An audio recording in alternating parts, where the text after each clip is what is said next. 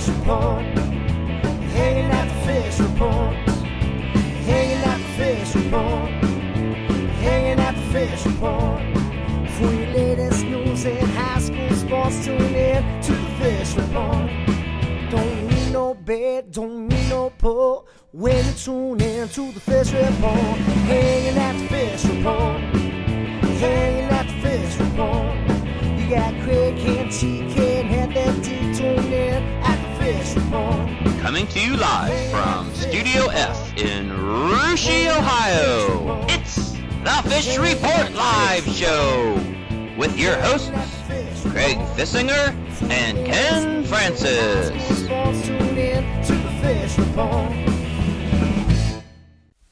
Welcome, everyone, to another Fish Report Live. I'm Craig Fissinger. That is Ken Francis.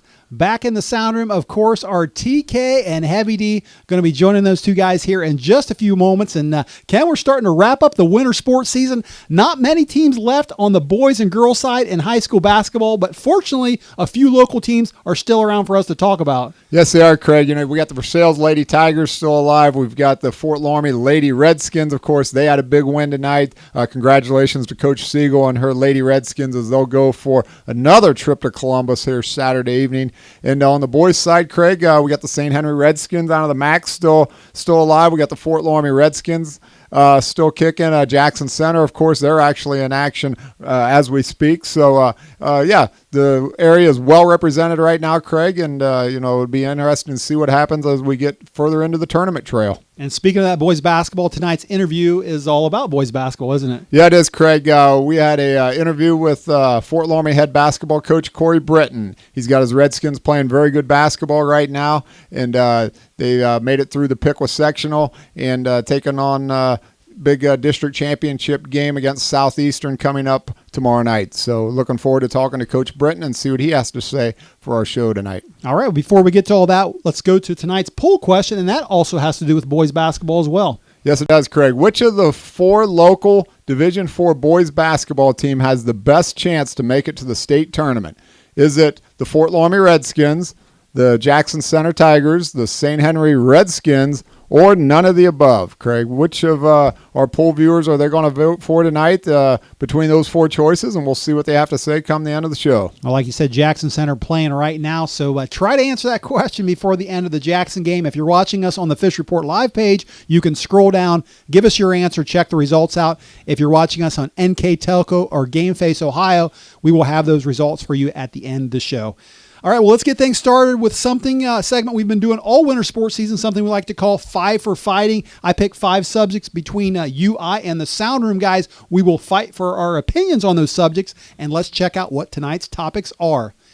There they are, Loramie Minster, which just happened, Jackson Center versus Miami Valley, Versailles versus West Liberty Salem, all-star games, and elementary fun. We'll get things started with that Loramie Minster game. Like you said, it just happened. Actually, earlier this season, they played during the regular season. Minster won that game over there by 1 point. Tonight, Fort Loramie comes back, gets the victory, 36-30. We've actually had guys, both those coaches on this show already this season, both future Hall of Fame coaches, Carla Siegel and Nan Steck-Schulte. I want to get your opinions on tonight's results. Craig, two great teams going at it right there. You know, maybe the two best teams in Ohio battling in the regional semifinals. And, you know, congratulations to both teams. It was a great basketball game. Fort Loramie came out on top 36-30. Coach Carla Siegel, Craig, you know, what can you say? All she does is win. All she does is go to state and get to the regionals and win championships. So, you know, they've got I'll have to say, Craig, they got a dynasty lady basketball program going over there. Congratulations, Coach Siegel and your Fort Loramie Redskins. Guys, I think we felt like, I think we talked about this on the show before, I think we felt like their biggest competition or their biggest stumbling block could be tonight's game against Minster. They got by that one, and it kind of looks like, we don't know who they're going to play next, but it kind of looks like they might be heading back to state, huh? Yeah, hats off to Coach Steck-Schulte and Coach Siegel. You know, those two ladies have built very fine programs from the ground up. They've been at it for a couple of decades now, and you know they've got their system, they got their infrastructure in place. They've got it rolling, and hats off to them for their longevity and what they've created at both those communities. TK, it didn't come easy, did it? I mean, actually, Loramie didn't have the greatest fourth quarter in that game tonight, did they? Yeah, almost neither team did, other than Minster did battle back. Each team only scoring 6 points in the fourth quarter. A pure slugfest from what we see on social media and listen to the radio. 36-30 a final. So kind of what you expect between a MAC team and an SCAL team going at it at this time in the tournament. It's just going to be all about who's got the most guts and can hold on the longest. And it looked like Loramie was able to do that. Minster, a couple of kids got in some foul trouble, and that got them behind the 8 ball, and Loramie was able to take advantage of it, and that's where they got the victory.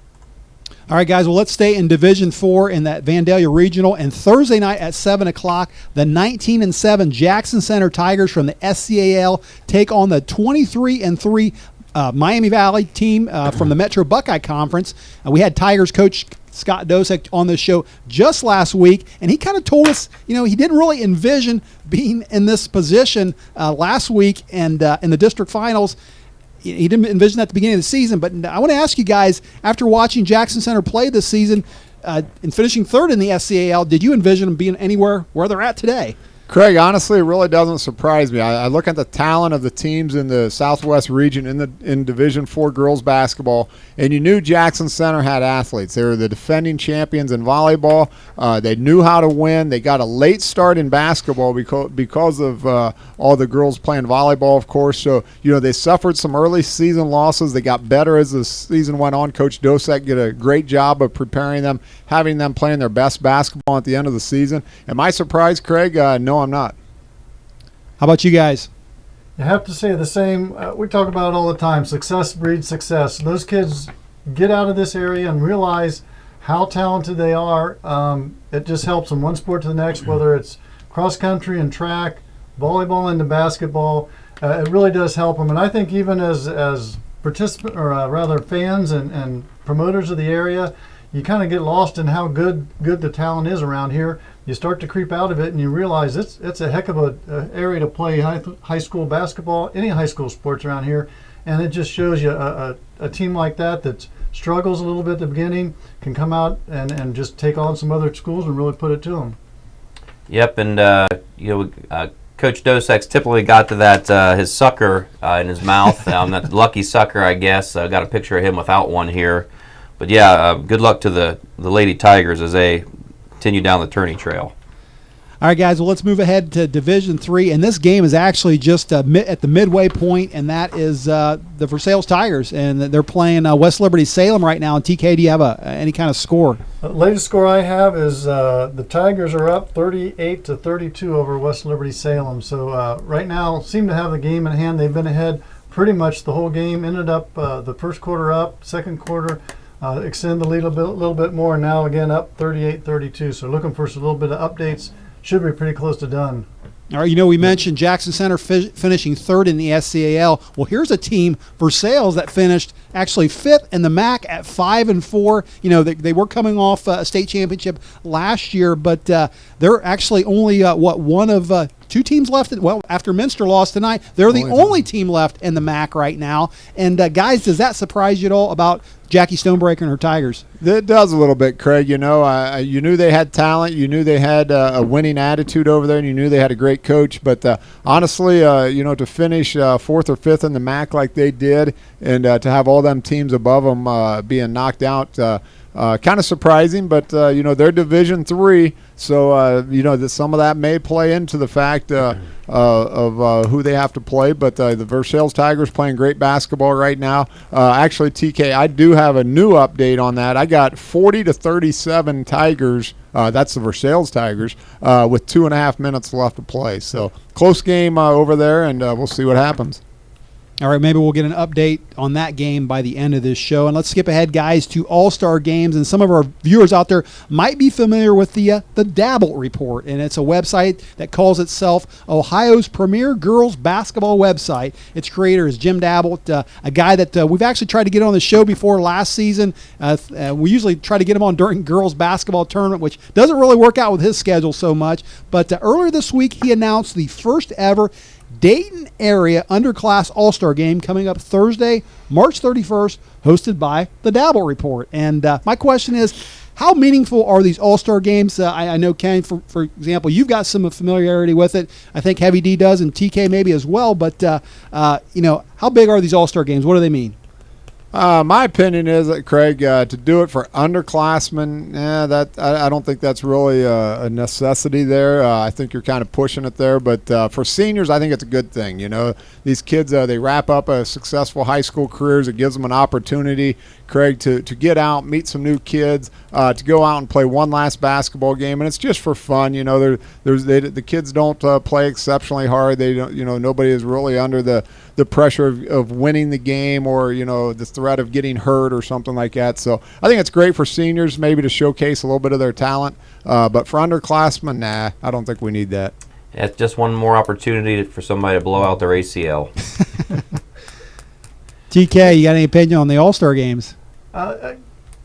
It's just for the kids and what the heck. Let them go out there and play a little bit. Some of them don't get to play AAU, so it's a nice chance. My daughter got to do it, to go out there and play with girls that you've been battling against for a couple years. Underclassmen, obviously not a couple of years, maybe 1 or 2. But it's nice to get out there and make a little bit of more of a friendship than when you're going out there wanting to nothing more than to drive the other team in the ground. So it's kind of nice for them to make those friendships and play a little bit of basketball with not so much pressure on them.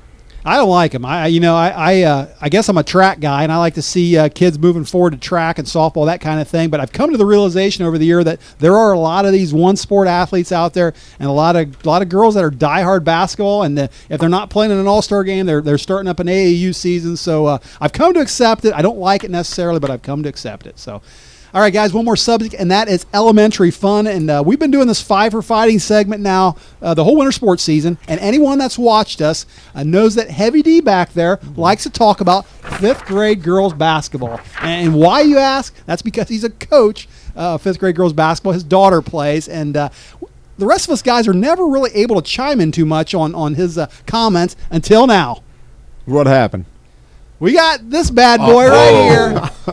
This isn't a 5th grade girls trophy. This is actually a 5th grade boys trophy. And I know a 5th grade boy that plays 5th grade. Was in a tournament this past weekend, and I wanted to show Heavy D this bad boy. Brought this back to Russia, and I finally was able to chime in with Heavy D on 5th grade sports. And Heavy D, what do you think of this one? We had a lot of fun this year, but no hardware. Good job, Ross and the team. I think it's great. You got to enjoy those moments while you can. I don't care if it's 3rd grade, 4th grade, 5th grade. I don't care what sport you're playing. I don't care what you're doing. But if you bring home something that looks like this, it's a big deal. Good job, Russia 5th grade boys. I've been waiting all winter sports season to be able to chime in on Heavy D's 5th grade basketball, and finally was able to do it. I think it's a great thing. I love it. And, you got to enjoy those moments while you can, because you never know what will happen. So congratulations to little Ross Fissinger, part of that team, part of our crew here once in a while on Fish Report. All right, that's good stuff, guys, and that's going to wrap it up for our 5 for Fighting. If you like what we had to say or you don't like what we had to say, we'd sure like to hear about it. There's our Twitter handle at the top of the screen, @FishReport. Send us a message, and like I said, we'd love to hear from you.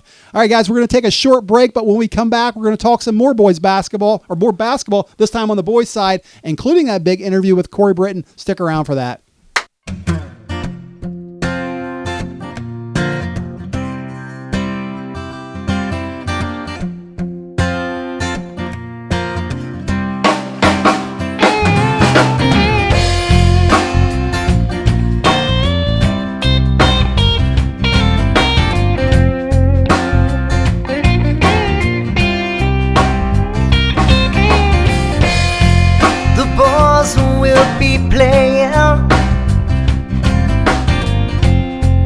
Stage at the leaving van.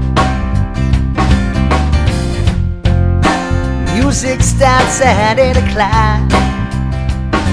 You can find us here every Wednesday night. It's usually the same cats every week, but I can't tell you all their names. Teacher, cat, and a junkie, all waiting for time to play. Everybody here's got something that we tried to leave behind.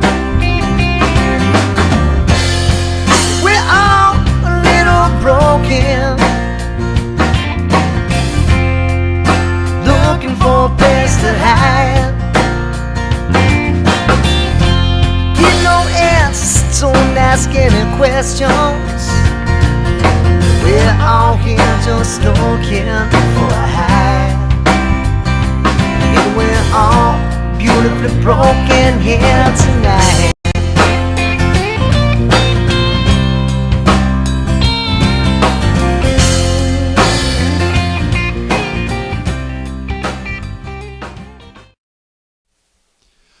Welcome back to the second half of Fish Report Live. And before the break, we were talking some girls basketball. Going to change gears now and talk a little boys basketball. And only two Shelby County athletic teams left in the tournament, and that is the Jackson Center Tigers and the Fort Loramie Redskins. We wanted to have Coach Corey Britton on the show tonight live. However, he is scouting the Jackson Center game being played tonight. So got a chance to talk to Corey on Tuesday night, ask him about the season, a few of his stars, and wanted to get a scouting report on the Southeastern Trojans, who he's playing on Thursday night. So let's check out the video and see what he had to say. Fish Report Live on the phone with Fort Loramie boys basketball coach Corey Britton. And, Coach, thanks for joining us. Oh, thanks for having me. I'm excited to be a part of the show tonight. Well, listen, what a weekend it had to be for you after last Friday's sectional final. You beat Russia 52-51 in a game that was thrilling from start to finish. Coach, where does that game rank in your career in terms of excitement or satisfaction? I just think from a basketball-wise, that game on Friday night was as good as anybody could have asked for.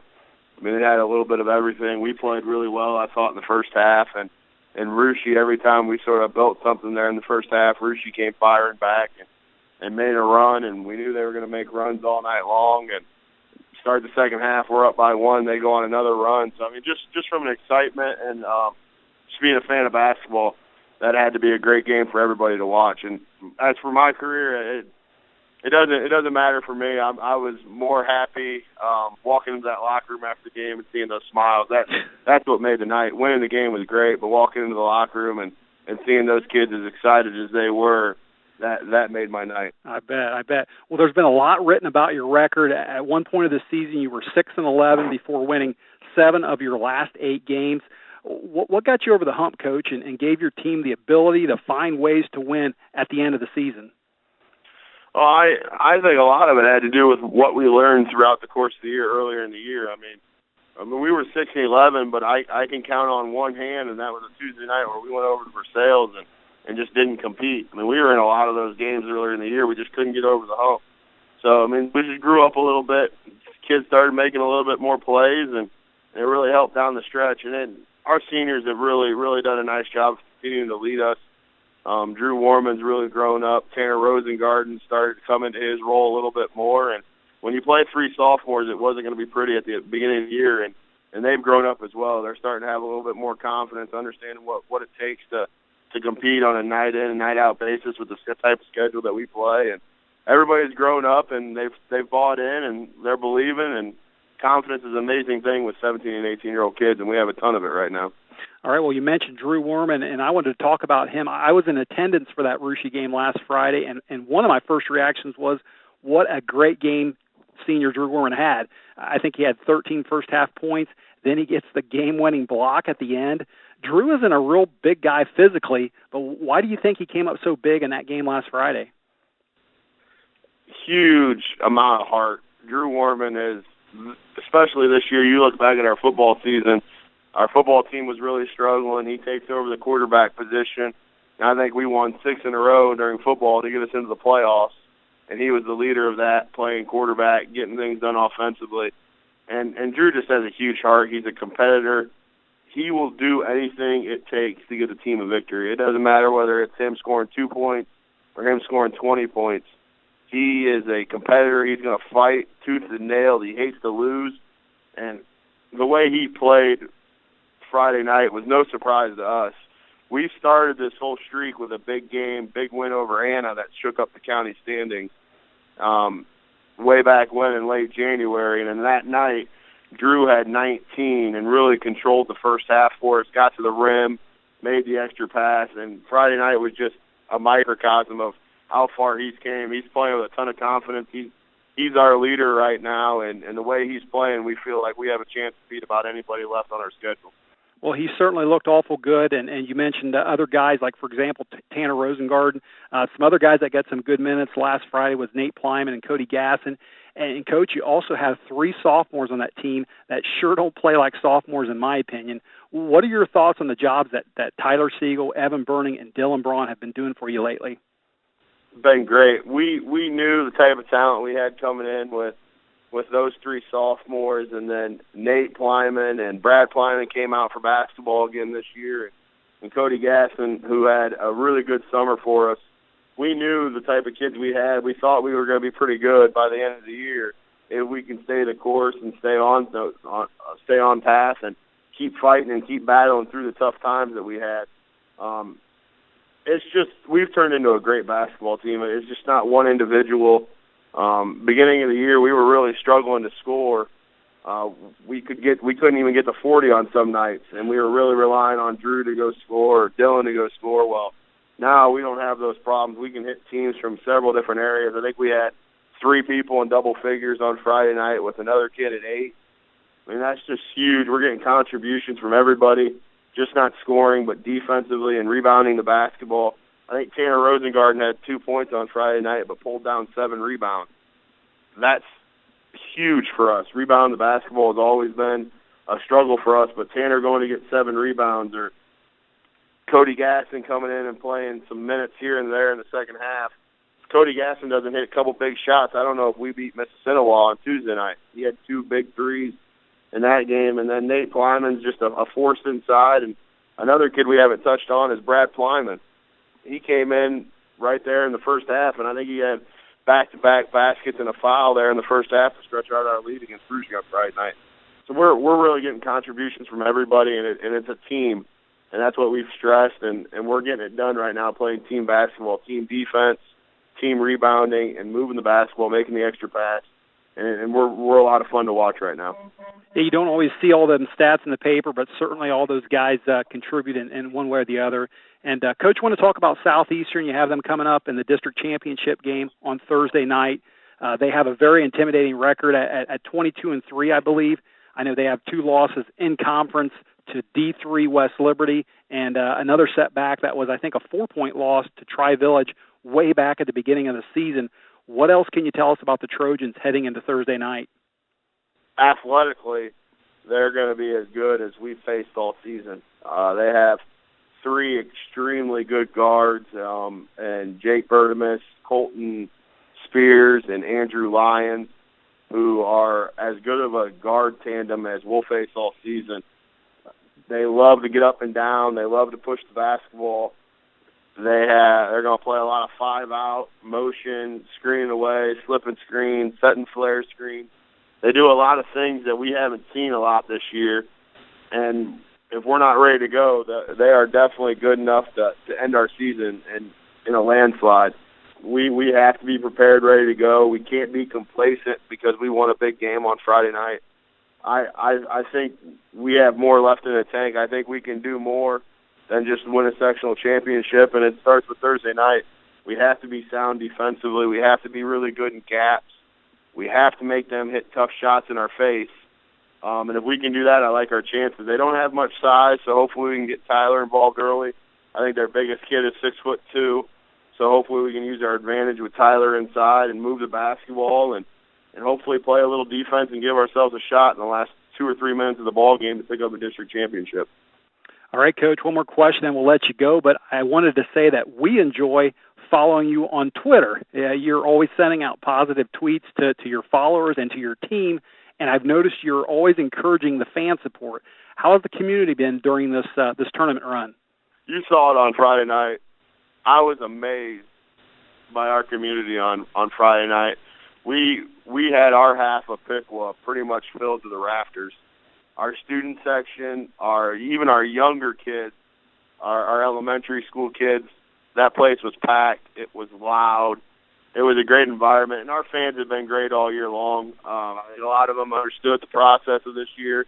They knew we were going to have tough times early in the season, and just the encouragement and what our community has done for us has been amazing. And I'm sure when we get down to UD on Friday night or on Thursday night, there'll be a lot of red and black there waiting for us to take the floor. And like I said I think it was late Friday night when I got back, called the papers and got done doing everything, I got a picture from Ellen Warman, and I saw that crowd, and we couldn't have done it without that crowd. That was amazing. It was awesome, and we can't wait to get back at it Thursday night. All right, great stuff, Coach. Hey, listen, best of luck Thursday night, and thanks for joining us on the show. Thank you. I appreciate it. All right, Ken, and that was head coach of the Fort Loramie Redskins, Corey Britton, and got to admit, gave the guy a little bit of a hard time earlier this year, back in December, when they weren't playing so well, and they've certainly pulled it together, though, here at the end of the season when it counts most. Yeah, they have, Craig, and and at the time, honestly, Craig, they weren't playing very well, and I don't think anybody can argue that fact. The Redskins were young; they weren't scoring many points, and like we said, they've really come together. They're playing very good basketball right now, Craig. They've earned everything they got, and they're still playing basketball. They're going for a district championship Thursday night, and we'll see what happens against Southeastern. So, yeah, congratulations to them. They're playing good basketball right now. Yeah, like we said, one of only 2 SCAL teams left right now. Of course, Jackson Center is playing tonight, and do want to check in with TK. TK, do you have any kind of score on that Jackson Center game? The Jackson Center game, we unfortunately haven't picked anything up on that. I keep looking around. We do have a final on the Tigers game. They win 42-37. So Versailles moves on. They will play Marion Pleasant at 1:30 at Springfield High School in Springfield, Ohio. Marion Pleasant earlier tonight beat Bethel Tate. So Versailles Tigers take on Marion Pleasant at 1:30 on Saturday. For a trip to Columbus. Yes, it is. The team that finished 5th in the MAC standings is the only team left in the tournament. Still rolling. So.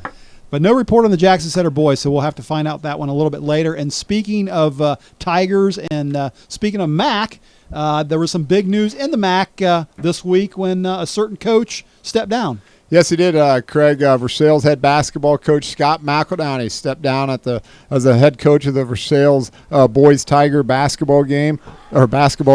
Scott had been the head coach for 10 years, Craig, posted a record of 156 wins and 80 losses. And he had been with the program for 26 years. So had a couple, 3 district championships, a regional championship, and in 2013, Craig, he finished Division III state runner-up. So Coach McEldowney stepping down from the Versailles Tigers program, and I'm sure that'll be a very attractive job for locals to be applying for. Yeah, I bet, and kind of saved his best years for last, it sounds like, based on his record and being, the MAC Coach of the Year this year. So kind of save the best for last. Maybe a good time to step down, huh? That's right. All right, one more thing to get to, and that is tonight's poll question. So, Ken, if you want to read the poll question to the viewers again, and we'll have the guys in the sound room check on the results. Question was, talking Division IV boys basketball, local teams, Fort Loramie, Jackson Center, and St. Henry. Which of these teams, or none of the above, have the best chance to represent the Southwest District in the state boys basketball tournament? TK, let's go to the telemetrics back here. What's our viewers saying tonight? Telemetrics tonight say that St. Henry, the Redskins from the MAC country, have the best shot with 43% of the votes going to St. Henry to make it. Well, they had a big win over Minster the other night. They did, and they got a very tough game Friday night, I think it is, against Lima Perry. That'll be a very interesting contest there. I know Lima Perry, a very athletic, Craig, like to get up and down the floor, very fast pace. And St. Henry, Craig, probably more of a little bit of a deliberate team that's going to play excellent defense and loves to shoot the 3 from the perimeter. So we'll see which style wins out in that one, but should be a great basketball game. All right, well, great stuff tonight, guys, and that's going to wrap it up for us. Do you want to say special thanks to our guest, Corey Britton, for joining us on? Sorry, I hate to cut in right now, but we got an update. Jackson Center is up 2 with 5 seconds to go. Breaking news. The Tigers up 2 with 5 seconds to go. So wow. All right. We'll assume they can hold on. Quite a game. All right, well, we'll check in on that after we go off the air here. But again, thanks to Corey Britton for joining us on the show tonight. Thanks to the viewers out there for tuning in, for Ken and I and the guys in the sound room. Have a great rest of the night, and we'll see you next week. Hanging at the fish report. Hanging at the fish report. Hanging at the fish report. Hanging at the fish report. For your latest news in high school sports, tune in to the fish report. Don't need no bed, don't need no pull when you tune in to the fish report.